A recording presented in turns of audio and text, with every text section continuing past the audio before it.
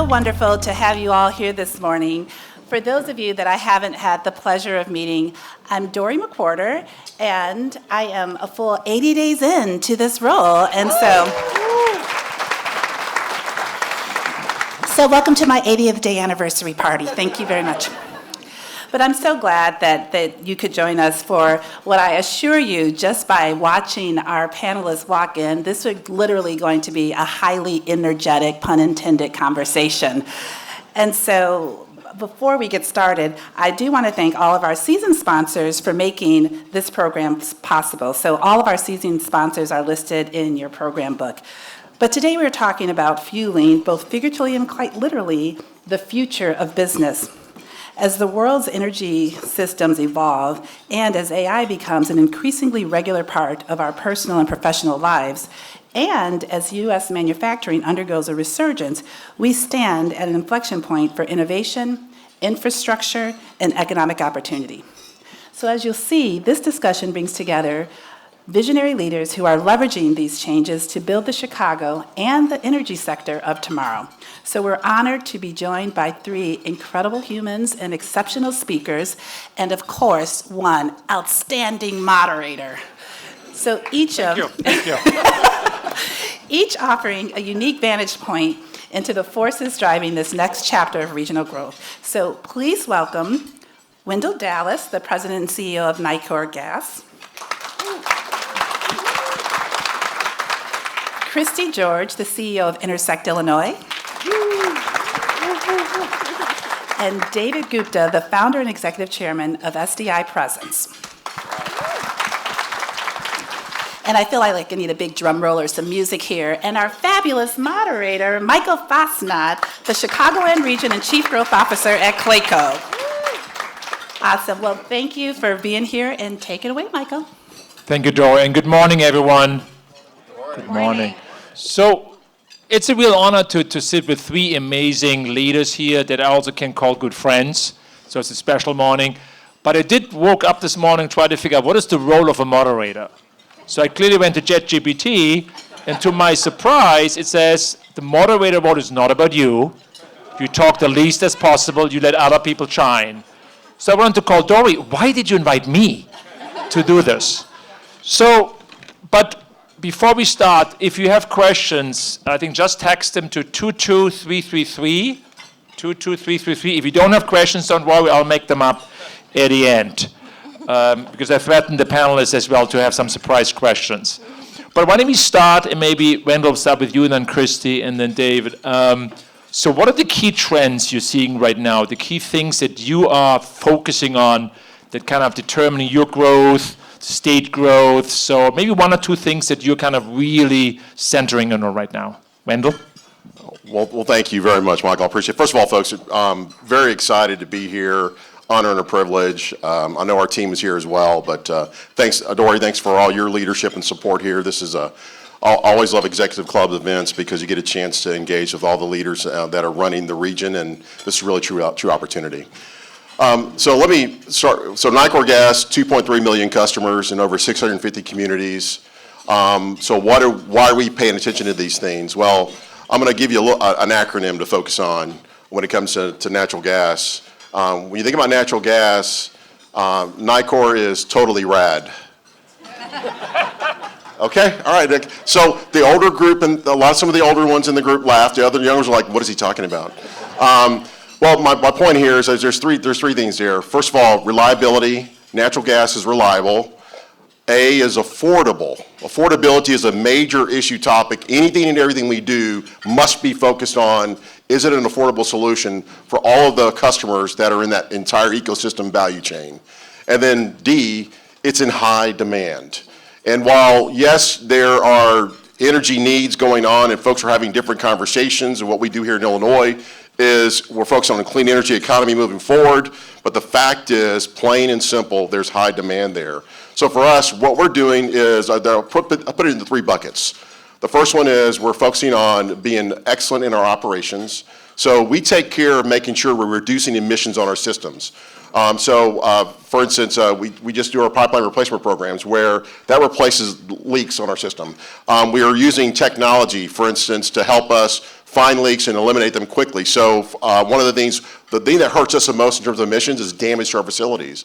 So we use actually AI technology with our partners to help us identify the areas of the greatest risk so we can reduce those on our system. At the same time, we also repair leaks on our system quickly. So that operating in an excellent manner is the key for us. So that's where we're looking for anything that's going to allow us to use technology to do that. And keep in mind too, as we talk about AI is a path that's going to give us the ability to process. Keep in mind, AI is a tool. It's not the answer, it's a tool. And with people that are smart and good at what they do, using AI is going to help us to run our systems better. So tremendous opportunity. The other area is we focus on cleaner molecules. So for us, renewable natural gas is an area where we're making huge investments. We have 2 large plants here that are where it's basically renewable natural gas is where you capture gas that would otherwise be vented to the atmosphere and burned, and then you put it into the pipeline system to offset geological gas. So what it does is it reduces your need for more gas coming into Illinois and using what's already here in a smart way. So when we say cleaner molecules, it's about let's take things that are out there and use them to help us to use that for the energy needs of our customers. And then in our whole ecosystem, we're working with others. One of the things we want to do is use certified natural gas is where upstream of us, all of our partners, they go through the same process. So that cleaner molecule approach is something that we're also focused on. So anyone doing anything in that space is something we would support. And then the last thing, which is the best way to reduce any sort of use of gas is energy efficiency. Don't use it at all. And so we have a very extensive energy efficiency program. There's opportunities for us here in the state. Our team is working with legislators and the regulatory body to say what are some things that we can do to help make sure that all citizens, all residents are taking advantage of what's out there. I think over the past 10 years, we get over 1.3 million customers, families have taken advantage of energy efficiency opportunities that we've given them. You look at that, the other thing is that I think it's about 260 million therms have been saved. So all of this, when I say RAD, reliable, affordable, and in demand, the other key thing here is that it's all about decarbonization in a clean energy economy, and that's going to require technology and innovation. I think people can really feel Wendell's passion for gas, and I think Nico Gas is fortunate to have you. Chrissy, what do you see? What are kind of a few things, focus points for you of economic development for the next 10 or plus years? So first of all, Wendell is rad, okay? But I echo his sentiments to Jory, the entire team at the Executive Club, and just and Michael for you moderating this conversation, and for all of the partners here within the room. Very grateful to be here with you. Some of you I've known for many, many years. Some of you I'm just getting to know today. So it's really an honor and a privilege to be here. Intersect Illinois is the state's economic development organization. We work in close partnership with the governor's office and the Department of Commerce and Economic Opportunity. And we also have a number of public and private sector partners that are either on our board or otherwise part of our Team Illinois coalition. And what we are seeing over the course of the last several years is tremendous growth in a number of different sectors, but the three that are really growing and we are seeing kind of the most stark changes are in data centers. Obviously, that's a national trend. Data centers, the proliferation of data centers, it's happening in so many states. It's not just Illinois, it's happening all around us. It's happening from coast to coast. And we're seeing a number of companies, particularly hyperscaler companies, many of you know them, it's Meta, it's Google, et cetera, that are investing really heavily in data centers. What we've seen just over the last few years, I think since 2021, is an increase of roughly 53%, and overall an economic output that has increased to $7.8 billion. And that's just for Illinois alone. So it's a huge driver of our economy. Another area where we're seeing a tremendous impact is in the clean energy sector. Clean energy manufacturing and production is one of Illinois' 6 key growth sectors. In 2021, the governor passed, in partnership with the General Assembly, the Climate and Equitable Jobs Act, or CEJA, which set Illinois on a path to get to 100% renewable energy by 2030. 2050. With that, just a few months later, the General Assembly had passed the Reimagining Energy and Vehicles Act, which allowed for additional incentives for specifically decarbonization of the transportation sector, but also for increased solar and wind production, as well as renewable or biofuels. So, for example, sustainable aviation fuel qualifies under the REP program as well. What we've seen since 2021 is roughly a 34% increase in our economic output. It is now roughly $75 billion out of the state. We are seeing that increasing despite the expiration of some of those federal credits. We are still seeing a very high number of projects coming through, which shows continued growth and also shows that the state incentives are working to increase that production here within the state. Beyond that, we're also seeing growth in the advanced manufacturing sector.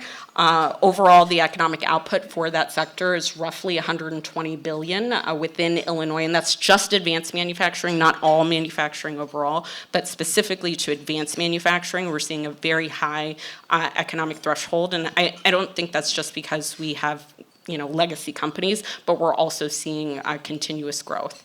So we're working on those trends and making sure internally within Intersect that we have individuals that are specializing in those areas, particularly on the tech sector. I think one key area where we've spent a lot of time at the state level is for quantum computing, AI and microelectronics. AI, to Wendell's point, it's huge. Every company is thinking through how they can adopt it, how they can become more efficient, and AI is a key component of that. So with that, we've brought on industry expertise. We have Dr. Preeti Chalsani on our team, who's our Chief Quantum Officer for the state, and she is working to bring more companies in for quantum, for AI, and for microelectronics to our quantum and microelectronics park on the south side of Chicago.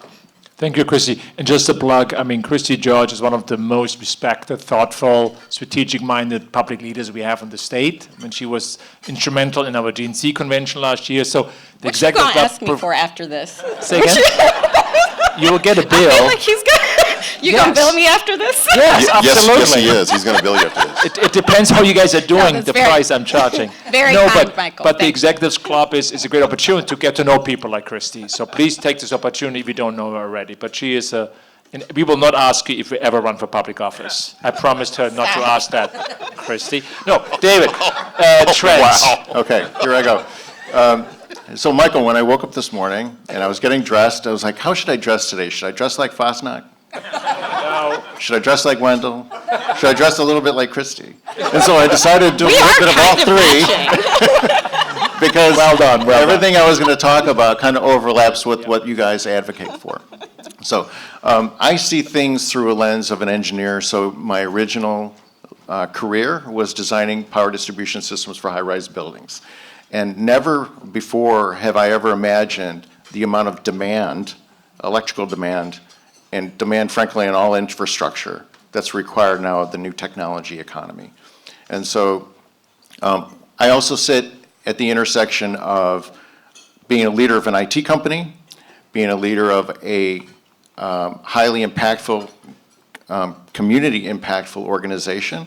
And so a lot of what I want to talk about outside of just physical infrastructure is human capital infrastructure and what it's going to take for us to get to be truly competitive in this world. There's a lot of wealth to be created in this industry, and there's a lot of capital being invested in these technologies and in this community. There was an article in Deal Book yesterday with insights from CB that said that there's 497 unicorns that have been created in AI to date, 100 of them since 2023. And so there's a ton of capital going into this world. And yes, we're probably in a bubble. Sam Altman thinks we're in a bit of a bubble. But when you look at what's going on with NVIDIA and you look at what's going on with any of the other publicly available, publicly traded companies, you have the ability to share in that wealth creation, and so should people within our communities. And so what I want to talk about a little bit more today is how we can bridge the digital divide, what what we're doing and what you all could do to help bridge the digital divide and make these technologies not only accessible to all people within our communities, but actually engage them in participating in this industry. Thank you, David. Very important point. Wendell, let's go back to your point about the increasing demand for power. But there's also, especially for data centers, advanced manufacturing, but you also see now a little bit of backlash publicly across, because they feel like, consumers feel like their price is going up at the expense of some of the demands from industrial players. How do you balance, like I guess, kind of like the investment infrastructure, but also still make sure that customers, citizens, residents feel fairly treated? And it's a tough balance. Thanks for the easy question. I think I misread my question. It was much more polite. Yes, it was supposed to be nicer than that, I think. But in all seriousness, I mean, when I mentioned the fact about affordability, because we've got to factor that in. And I think when we talk about technology, economic development, sometimes we look at these bigger pictures and think that it's something out there that others are doing, and we don't understand how it relates or ties back to us. On this path, we have to make sure that every decision we're making is also equitable, because we have customers out there that need our assistance. And as we think about what we're doing and why we're doing it, we take it very serious when we have to go in and actually get dollars to actually run our system. So, for instance, for the capital investment we put in our system is about taking care, providing safe, reliable service for our customers. That requires us to invest in our infrastructure. Our infrastructure must be modern, up to speed, leveraging technology, running an efficient operation. And at the same time, we know that customers need us. Because when you look at, I'm not sure, there's probably, this is not a bash, but I'm just going to state some facts here for a second. When you think about the fact that natural gas is 4 to 5 times more affordable than electric. So we're not bashing electric, we need electric. The fact is we need everything. We need all of these elements of the energy equation to produce and meet the demands. So that's just meeting where we are today. What we're talking about is growth. And in order for you to grow, that does not come free or easy. But you have to be smart about it. So one of the things that we really are priding ourselves is making sure we're transparent in terms of how we run our business. We just here, I guess last month, filed with the ICC our 5-year long-term gas infrastructure plan. That basically saying what we need to do for the next 5 years. Now, that's not speculating on what growth is. That's actually simply doing the basic requirements of our system. So if you look at our capital spend, about 70% of it is tied to federal requirements, federal mandates. And oh, by the way, folks, you want us taking care of those federal requirements and mandates because it ensures we have a safe, reliable system. So that's first and foremost. And the last I check, it gets really cold here in the wintertime. And then on the other side of that too is we do a lot of our dollars, about 20% is around DOT. So the growth, the activity going on in the state, we have to make sure we're protecting and moving our facilities around. And then we have about 10% of our spend is related to more growth side. We're adding 10 to 11,000 customers a year. So let that sink in for a second. In a clean energy economy, which is we're going to the same place, we're still adding 10 to 11,000 customers that want choice to be able to make decisions they can afford. So yes, there are cost impacts, which is what's required to run the business, but at the same time, you have to demonstrate you're doing it in a smart, affordable way. And at the end of the day, we feel like when you leverage all the elements of the energy infrastructure that are in place, it's a wise investment. Then what got us here is also needed for the future. And in fact, as I said earlier, there's going to be even more demand. What we're projecting or seeing, Michael, is this, from the past 5 years, for the next 5 years going forward, it's going to double the amount of growth we need to have on our system. So we need more natural gas coming into Illinois. We have 8 pipelines. I could talk about this all day, sorry. We have 8 pipelines coming here. But yeah, just cut me off here. But the fact is, we have to be smart about it. Yeah, and I think what's important, I think, with the audience to hear the two things that Randall's saying. We need all energy sources. It's not one against the other. Some is public debate. It's one against the other. It's not the right thing. And second, we need to continue to invest in the infrastructure. We need to. And I think whenever I meet elected officials, I reiterate these 2 points because some of that thing's getting lost. Christy, the state of Illinois in regards to economic development. I think with your leadership, Governor's second term, we made a lot of strides. What are the things, what do you feel good about, and where do you feel like we still need to catch up or get much better at? Yeah, I think we are doing so much better at actually focusing on economic development. I think when the governor came into office in 2019, the immediate focus was let's get the state's fiscal house in order. He came into office after the legislature had gone back to back with budget impasses and was really a fiscal mess. Our general obligation bond rating was one notch above junk. It was a pretty significantly bad time in Illinois' history. My good friend Mark Densler remembers that very, very well. And so he spent the first legislative session in partnership with the General Assembly to pass a series of new revenue streams, whether that was cannabis or it was gaming, and in addition to that, also passed a historic capital bond, which was $45 billion at the time and allowed for a new focus on economic development and improving the infrastructure of the state. In addition to that, spent a lot of time utilizing some of those new revenues to pay down legacy debt. We've now had 7 consecutive balanced budgets, which is fabulous. We've had 9 credit rating upgrades, and we now have roughly $2.5 billion in our rainy day fund, which is something that is an incredible improvement. We're not done yet, but it is certainly something that allows for us to say to businesses, look, Illinois is now stable. Illinois is now focused on ensuring that you as businesses can grow.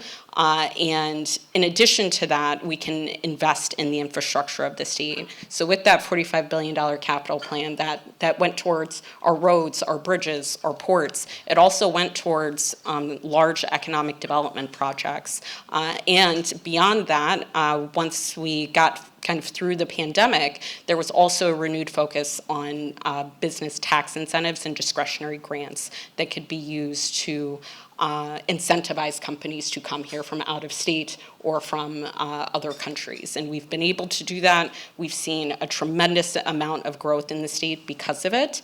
So I feel very good about the trajectory that we are on. I think one area where we could still use a bit of work, and what is probably the number one issue right now for larger companies that are looking to onshore their manufacturing, is having development-ready sites.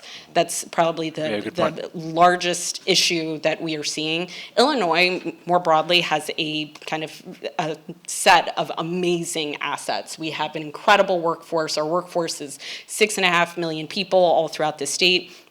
Roughly 3.2 million of those people have a bachelor's degree or higher. So we have a very highly educated workforce. That's usually like the number one issue for companies when they're looking to expand or relocate. Is there a workforce present in the particular state that they're looking to go to that can meet the requirements of the work that we want to do and to give them? Illinois beats that every time. We always have, check on the workforce issue. Where we tend to have difficulty is on the shovel-ready sites.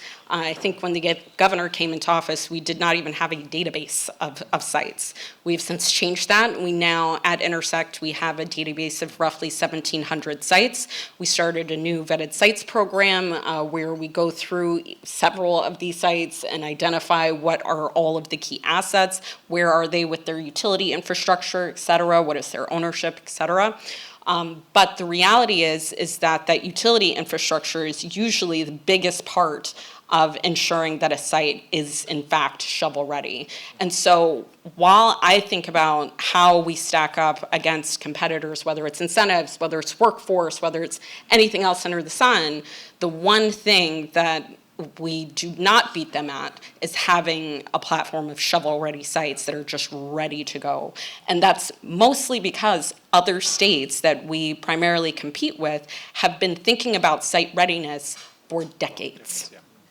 Decades. They have been investing hundreds of millions of dollars and making sure that their utility infrastructure is up to snuff for a certain number of sites, to making sure that these sites are development ready.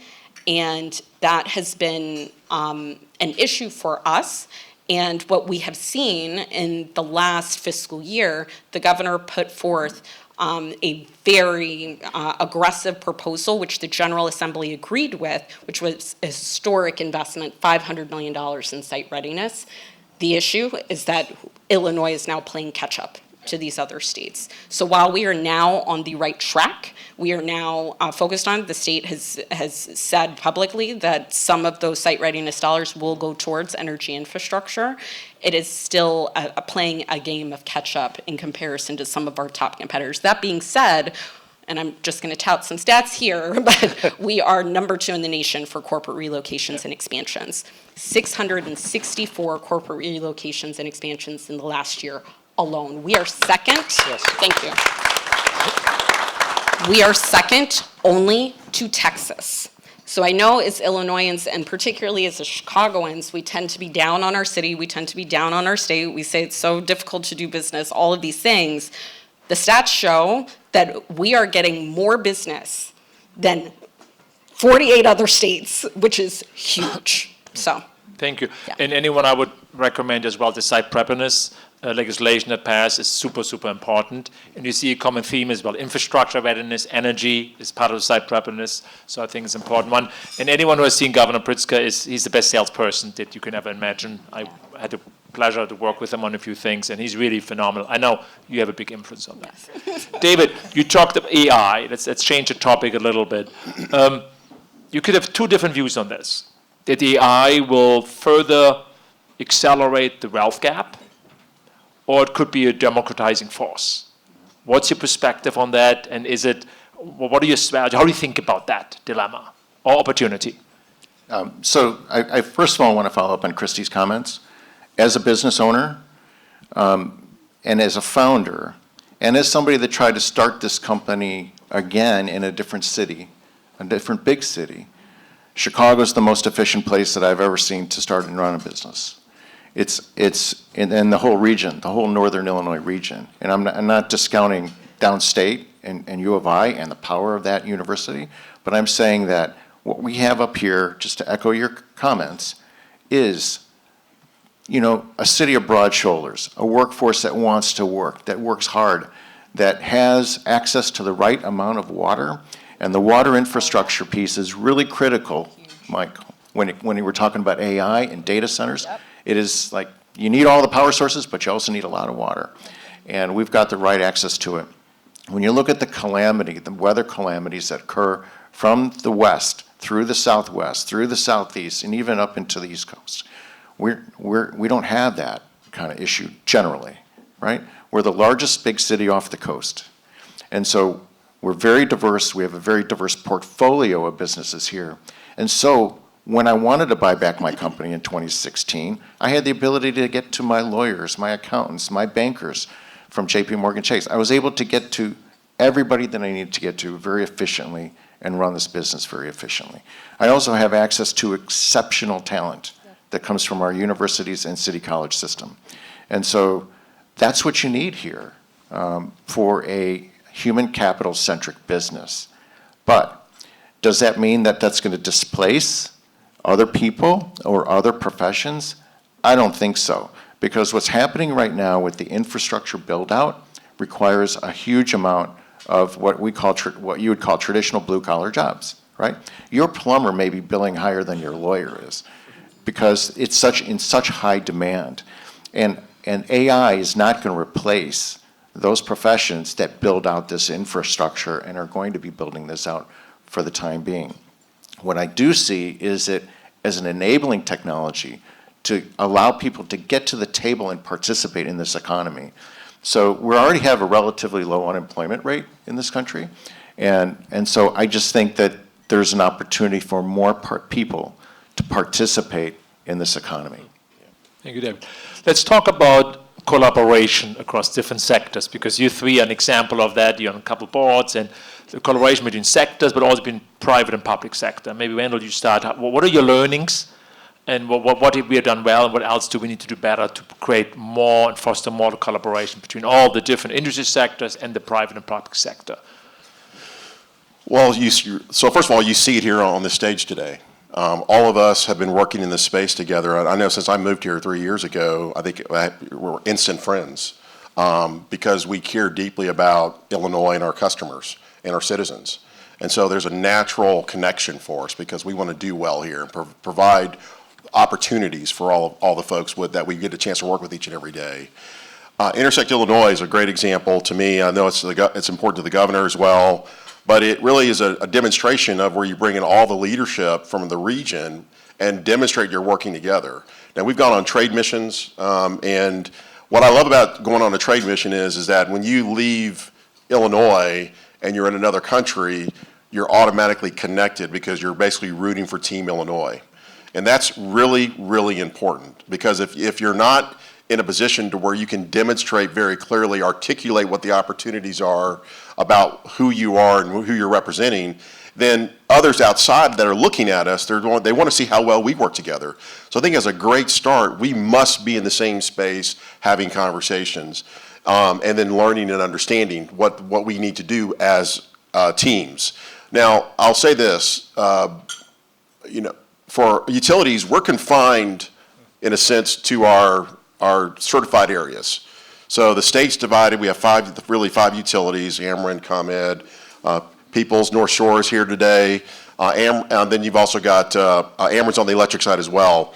And so when you look at those, and I think I said earlier, we're not against electric. We're not competing with electric. It really is about, are we working well together? And so if I only focused on Northern Illinois outside of Chicago, North Shores, then that would be very self-serving. When you step into these roles, it's about what can I do for Illinois? So our team, we spent some time down at U of I. We've gone down to Springfield a good bit. What we're trying to do is I need to be a representative of Illinois. So I don't care where you land or where you go in this state, just come to the state. Because at the end of the day, all of us are going to win in that arena. And the key is folks that are in the organizations on the ground getting the work done must see leaders doing these things. And that's the first step. And so we're charging our teams with doing more, engaging more, because if we do that well, where the rubber meets the road when folks want to come to Illinois, all that has to sync up. It has to be consistent with what we're saying or doing externally when we're talking about Illinois. This collaboration is so important because you start focusing on being bigger than yourself. Because if we do these things alone, then yeah, we can do a lot. We've got great talent, great organizations, but when we're synergizing all of these resources and this talent, going the same direction, get out of the way. We're going to flat run you over.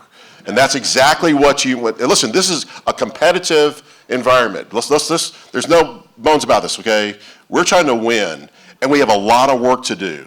The people on the team must believe we can win, period. If not, you need to get off the team, get out of the way. Let's get somebody that believes that because it's going to take a lot of hard work. It's not, we're still in the early stages. Chrissy pointed it out. We got a lot of catch-up work to do. So if you know you're behind, then what's our goal? So things like this, the organizations, paying attention to those details, learning and sharing is so, so important. And there's opportunity for everybody. The communities that we're serving right now, there's a lot of untapped potential. Yes, we have a lot of degrees and very smart people here, but we also have citizens in this state that need jobs, that don't want to miss the opportunity. We, in a lot of cases, especially utilities, we're connected directly to them. So we're actually finding talent in the communities. We have this thing called NICOR Grass Career Academy. We're partnering with the Quad County Urban League, IBEW Local 19, our major contractors. Quad County is actually going out there finding talent. We're bringing them to a free 6-week program, exposing them to how we run our business, how to do well in this business, and we are providing jobs. That's a non-traditional way of finding talent. Doing more things like that and sharing that information. There's nothing. Whatever we're doing, if you want to know what we're doing, just come talk to us. We'll share everything. We'll share our playbook with you, because we know that if you learn and understand or doing the same things, Illinois will be better. Thank you. Hopefully we have this on camera and can send it to his family so your kids can see it. That's why he has this job. So thank you, Randall. Christy, any thoughts on collaboration, private-public? Yeah, I think, some recent examples, and I would just say that I've really had the privilege and the pleasure since I joined the governor's office and bearing witness to a number of projects that would not have happened but for a level and spirit of radical collaboration that allowed for a massive investment. When I was in the governor's office, one of the key things that I saw happening, and particularly coming right out of the pandemic, was a coalition of universities that didn't typically work together in the way in which we saw them working together to get the CZ BioHub, which ended up being a $250 million investment that landed just here in the West Loop, which was huge, and that was Highly competitive. Highly competitive. Highly competitive. And with that, you had 3 universities playing very nice in the sandbox, all being very open and deciding that, you know, they were going to work together. And then they came to us as government and said, we need your help. Can you assist? Can you help spur this innovation? Can you help us win this competition?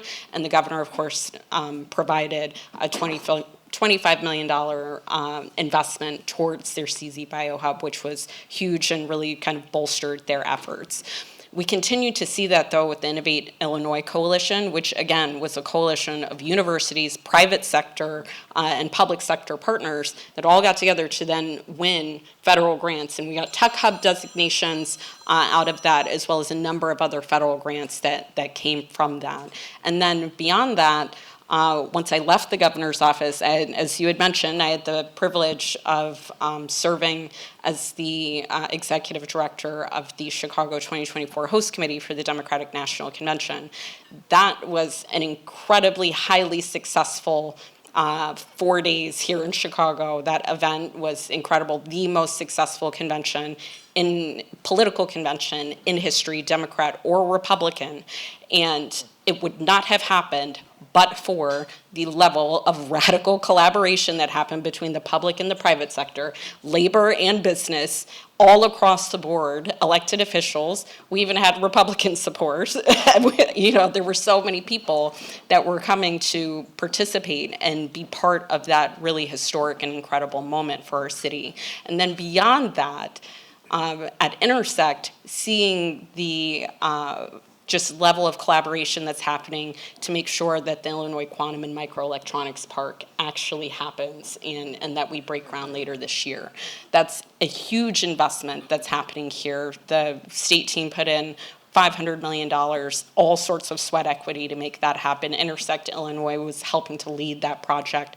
Our partners at World Business Chicago and the City of Chicago were also helping to make sure that that project happened. And then, of course, we also had regional partners that were competing for that project as well, and just overall showcasing the strength of our state and why we should be the hub for quantum computing in North America. So it was a huge level of collaboration that was happening to be able to showcase all of our different assets, whether it's our national laboratories with Argonne and Fermilab and the advanced physics trainings that they had available, whether it was our university partners, University of Illinois, University of Chicago, Northwestern, everybody came together for this particular effort, and we are seeing the fruits of that labor. So I think we have some recent examples of when we work together, it can create an incredible opportunity for us all. Great examples of collaboration. And I won't ask if the DNC is coming back in 28.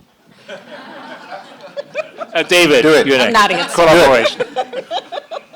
So just on the collaboration front, being a member of the board of the Executives Club, Dory, I want to give you credit for the programs that you come up with, as well as how inclusive it is and how you engage with employees and senior managers of the members.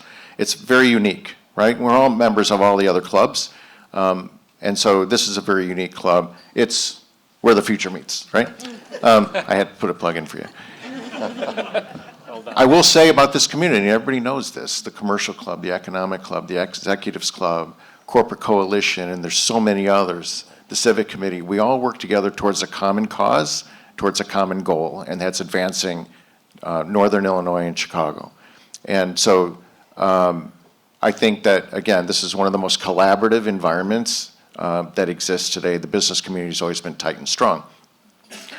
On productivity, with AI and with technology, our business primarily works for utilities and government. And so they have a lot of spatially oriented infrastructure that they need to build, manage, and protect. And what we've seen is the utilities here advancing their use of AI and technology overall. So whether it's in advanced meter reading, or whether it's in leak detection, or whether it's grid modernization, work management, they have been at the forefront of investing in keeping the system operating well, reliably, and safe. I want to put a plug in for Exchange, which is a program that we've created in Grand Crossings to try to help bring people to the table that may have never had access to these employment opportunities before. This is a program that was, we had some charter members, including People's Energy, who really fought kind of the battle to do things a little bit differently than it's been done in the past, right? To look at the $16 billion a year of external IT spend that goes offshore and bring just a little bit of that back here. And if we can bring $1 billion of that back, we can employ how many, Hardik? 3,000 apprentices per year. Now let me tell you a story about our apprentices that Hardik, our CEO, shared with me, is that these apprentices are well-educated, they just haven't had a chance. So maybe they're working in a delivery job or some other function like that where they're making, in this case, some of our apprentices were making $15,000 to $30,000 a year.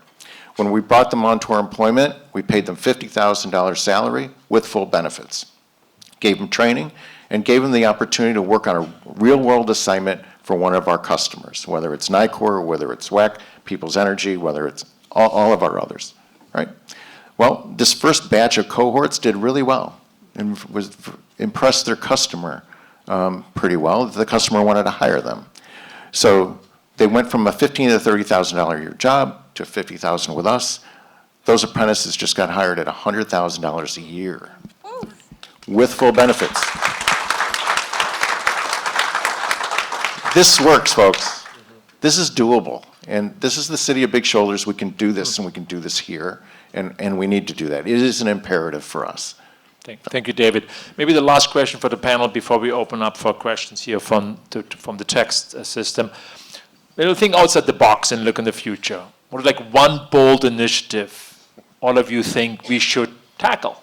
Something that might be in the media or might not be in the media. What is one bold initiative? And each of you may, for 1 minute, share it and make a pitch why we should do it.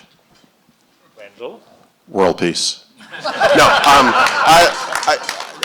I think for me, I think it's kind of bold. It was not in the script. Okay, no, it was not. PSAs for advocates of energy. And why I say that is each and every one of you in this room should understand how energy is made, produced, delivered. All the things that are going on right now around technology, it's going to have an impact on you. You need to understand it. You also need to have choice. And we talk about energy efficiency. Being able to make decisions that's in the best interest of how you run your homes requires you to have energy, and the smarter you are, the more information you have, the better. I think we should be doing a much better job holistically, globally around this. This is not a NICOR gas message or a People's Gas. This is all of the utilities, all energy in general. It's just that important because we want to continue to grow this state. And the demands are huge. The opportunities, we have wonderful jobs in this sector. And we want to give them all elements. We're helping low-income citizens with help. I mean, we're touching every element of our communities. And the more you understand this, the better educated you are on this. It'll help us to create the right kind of constructive, also legislative processes in place that we need to be able to have a good regulatory environment, because those decisions being made right now will have an impact on our ability to take advantage of the opportunities that are coming in the state.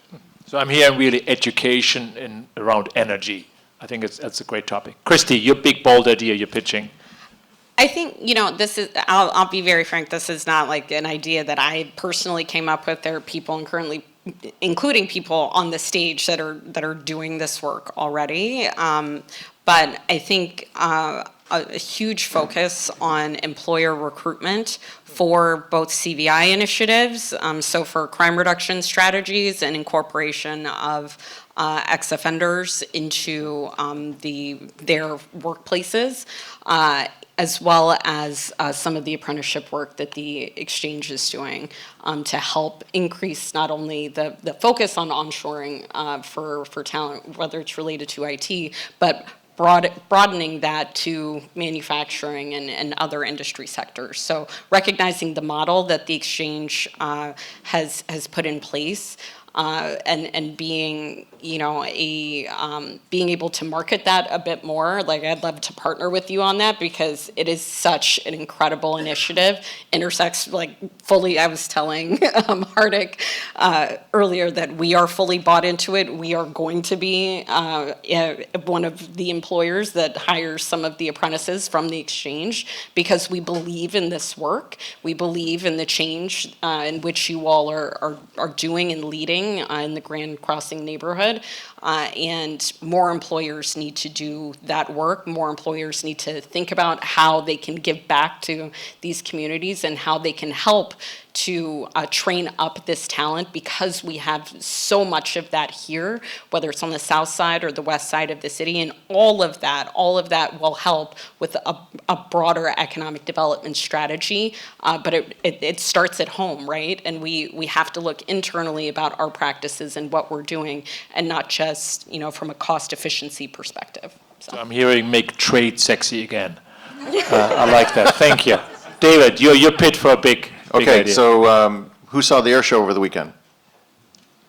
Who attended Lollapalooza?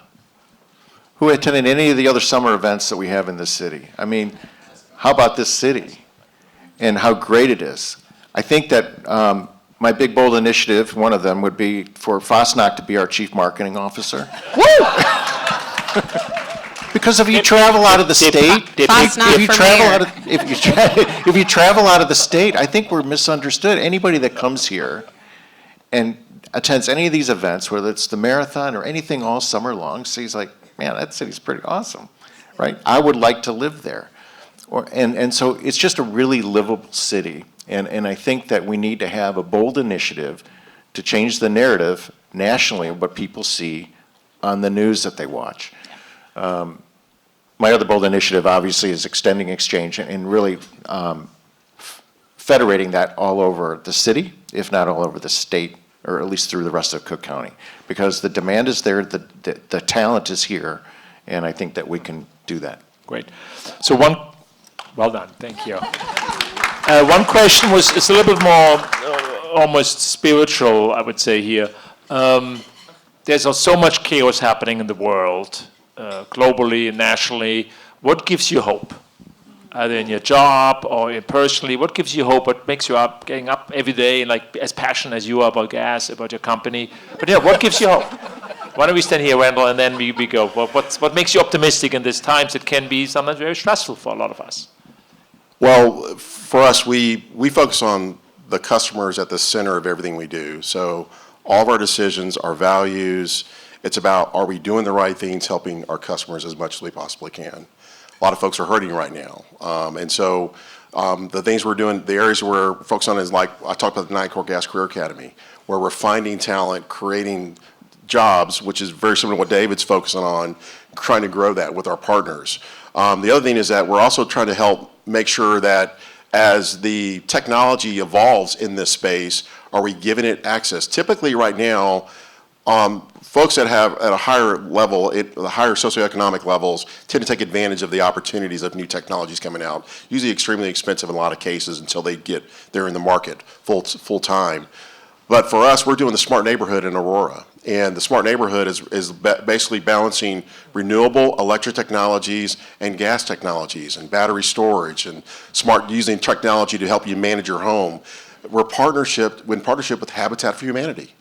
So this is for individuals, first-time buyers, getting the latest and the greatest and the best of the best. And we're going to learn from this. The information we're going to share with all of our partners in the state, those are the right things about making sure we're providing access to all customers out there. We do not want to leave anyone behind. And what I'm finding is, what I love about our industry is that the people in our industry love to serve and help. And so we're basically giving them the tools and the resources to be able to make those connections with our customers.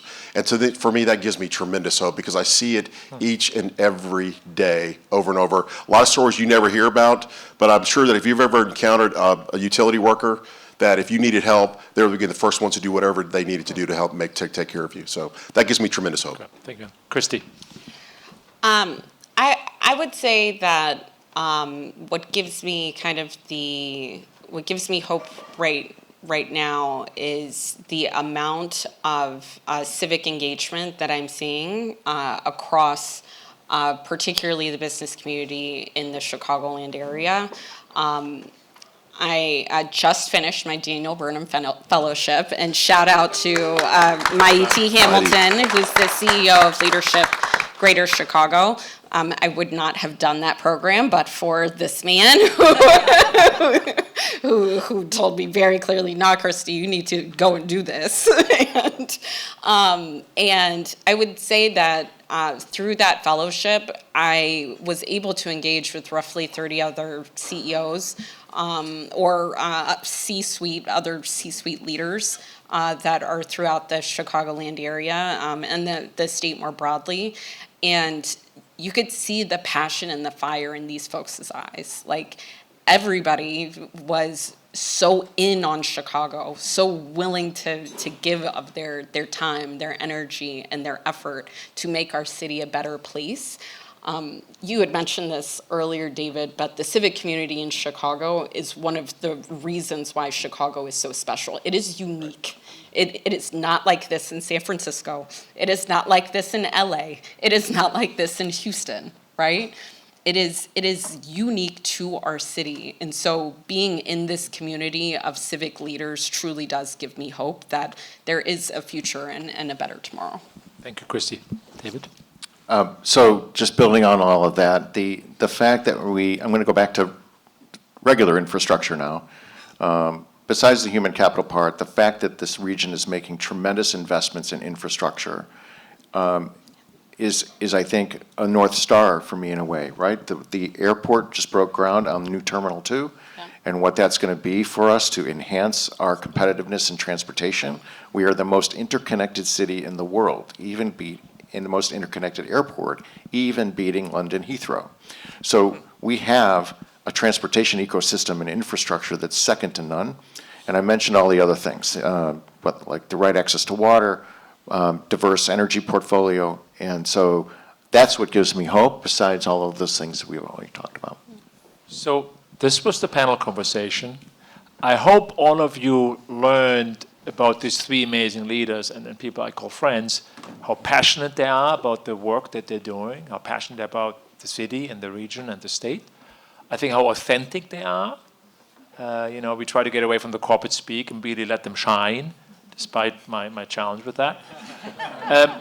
But also third as well, how thoughtful they are. We don't have all the answers. We sometimes have more questions than we might like to admit, but you saw as well that there is always the curiosity to learn something more. And I think that's why we come together. That's why I think the Executive of Chicago is such a great platform, because when I go to these events, I always want to learn something. When we had a previous discussion, like, what can we share that might be interesting and new for you? So I think Dory is closing us out, but I want to thank everyone for being here.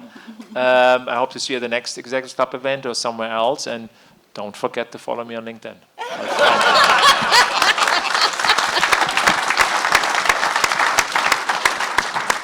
Well, first of all, you all were phenomenal. I took so many notes from the conversation. I got so many tidbits. And so I second everything that you all said. What gives me hope is that we have leaders like you that are willing to come in this morning and share with us so that we can all be inspired. One of the missions that we're leaning into at the Executives Club is that we want to challenge, inspire, and activate leaders to shape business and our world. And I have to say, this is our first program of the year, and you all have absolutely nailed that. So thank you. And you pretty much, go ahead, give them a round. And you all have set the bar pretty high for the rest of the season. So if you all think that this was an amazing panel, please join us for the rest of the season for what I assure you is also amazing. And I thank you all for spending the time with us. Have a wonderful day, and we'll see you next time. Thank you.